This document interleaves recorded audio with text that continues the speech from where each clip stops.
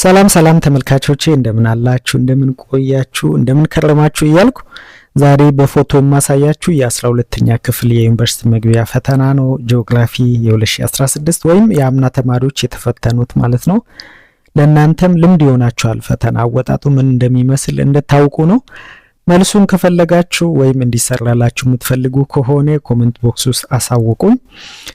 ማለት የምፈልገው ጂኦግራፊ በጣም ምርጥ ትምህርት ነው። በጣም ወድጄው የተማርኩት ነው። ናቹራል ነኝ ግን 9ኛ ክፍል ላይ ያስተማረን አስተማሪያችን በጣም ጎበዝ አስተማሪ ስለነበረ ትምህርቱን በጣም ነው ከዛ በኋላ የወደድኩትና ቤዚክ ነገሩን ስላስያዘን ከዛ በኋላ ቀላል ነው ይሆነልኝ። ከዛ በኋላ እንደሱ አይነት አስተማሪ አልገጠመኝም ግን ትምህርቱን ስቲል ወደዋለሁ።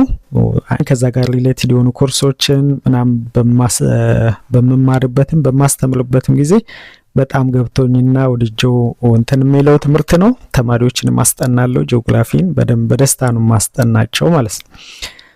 የእናንተን ፈተና ጥሩ እንደሚሆን ተስፋ አደርጋለሁ። የምትፈልጉትን ነገር አሳውቁኝ።